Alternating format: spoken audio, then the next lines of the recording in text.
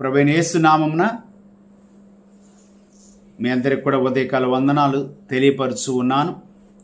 ఈరోజు ఆత్మీయ ఆహారంలో భాగంగా పరిశుద్ధ గ్రంథ లేఖనాల ద్వారా వాక్యాన్ని నేర్చుకోవడానికి మేము సిద్ధపడుతూ ఉన్నాం.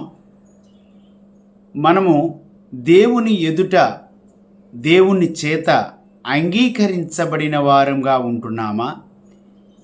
ఏ కార్యము చేస్తే దేవునికి అంగీకారయోగ్యముగా యోగ్యునిగా మనం నిరూపించుకున్నాం.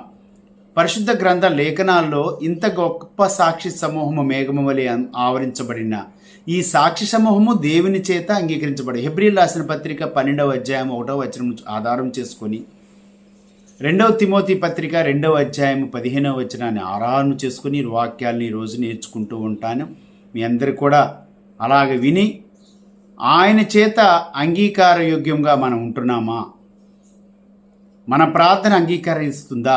మన క్రియలు ఆయన అంగీకరిస్తున్నాడా, ఆమోదిస్తున్నాడా అనేది ఈరోజు వాక్యాల్లో నేర్చుకుందాం. మొట్టమొదటిగా 2వ తిమోతిలకు రాసిన పత్రిక అపోస్తలుడైన పౌలు గారు 2వ తిమోతిలకు రాసిన పత్రికలో 2వ అధ్యాయం 15వ వచనం ద్వారా మనం నేర్చుకొని చదువుకొని దేవుని ఎదుట యోగ్యునిగాను సిగ్గుపడనక్కరలేని పనివానిగాను సత్యవాక్యమును సరిగా ఉపదేశించువానిగాను నీవే దేవునికి కనపరుచుకున్నటకు జాగ్రత్త పడము.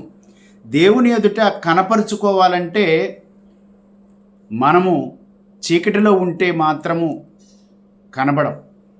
వెలుగులోనికి వచ్చి ఎలుగు సంబంధుల వలె పరిశుద్ధులను నిష్కలంకులను నిర్దోషులుగా ఉంటేనే ఆయన ఎదుట మనము ఆమోదించబడతాం, అంగీకరించబడతాం.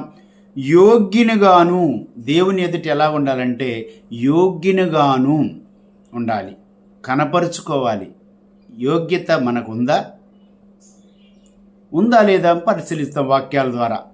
మొట్టమొదటిగా ప్రార్థన చేసుకొని దేవుడు సహాయ సహకారాలు ఆయన అధ్యక్షత వహించి నడిపించాలి. కాబట్టి సమస్తమును అప్పజిప్పుతూ మనము వాక్యాలు నేర్చుకుందాం. ప్రార్థన. కనికర పొండా ప్రేమ స్వరూపి, ఎవరైనా ఈరోజు ఈ యంత్రం ద్వారా వాక్యాన్ని మేము అందించుటకు సిద్ధపడుచు ఉండగా నాకు కావాల్సిన వాక్శక్తి జ్ఞానమును మీరు అందించండి, మీరు అధ్యక్షత వహించి నడిపించండి. ఇలాంటి గొప్ప కార్యము, గొప్ప వాక్యాన్ని మేము నేర్చుకుంటూ ఉండగానైనా వినేవారందరికి కూడా విశేష జాగ్రత్త కలిగి వినగలిగిన చెవులను, గ్రహింపగల మనసును దయచేయండి. అదే రీతిగా వాక్యం వినుచున్న వారు ఎవరికైనా అనారోగ్యం ఉంటే స్వస్థపరచండి, మంచి ఆరోగ్యాలను కూడా ప్రసాదించి ఆశీర్వదించమని కూడా